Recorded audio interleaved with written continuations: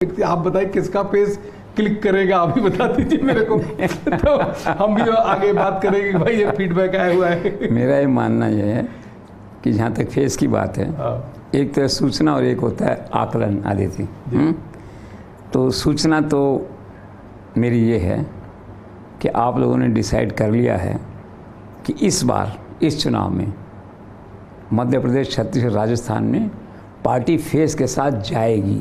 Local face, Narendra भाई का तो एक ओवरऑल फेस है, अमित शाह जी की ओवरऑल स्ट्रैटेजी वो तो हैं ही दोनों, लेकिन लोकल लेवल पे सारे हालात का असेसमेंट करके 3.5 साल में ऐसा देखा है, सर्वेज भी हुए हैं और पार्टी ने शायद आकलन कर लिया है कि भाई कोई भी व्यक्ति इन तीनों राज्यों में, रमन सिंह, आपके शिवराज जी, वसुंधरा राजे, इनका विकल्प हम तैयार नहीं कर पाए हैं। तो आइए यथार्थ को स्वीकार करें और फेस हम फर्स्ट वीक ऑफ नवंबर या 31 अक्टूबर कुछ ऐसे किसी दिन डिक्लेयर कर सकते हैं।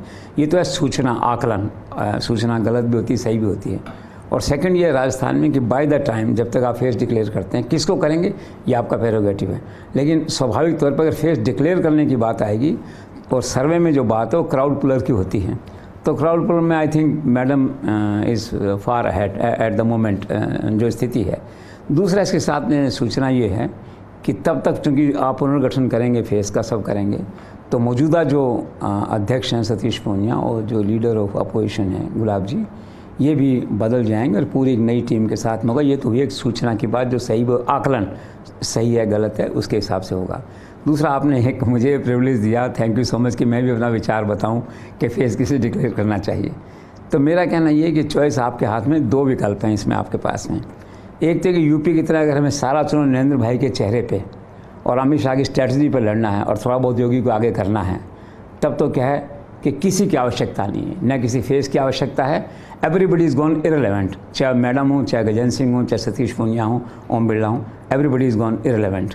लेकिन अगर आपको ऐसा लगता है कि यार हमें चुनाव 2024 का जीतना है, हालांकि जो आप जीत चुके हैं, और मैं इसलिए कई बार कहता हूँ, फिर भी लगता है यार ये चिक छोड़े, मानेंगे नहीं, राज्यों में कितनी बार अरुण सिंह जाते रहेंगे, कितनी बार नड्डा जी मीटिंग लेते रहेंगे, कितनी बार BL संतोष जाते रहेंगे, तो मुकाओ इस बात को, ख़त्म करो।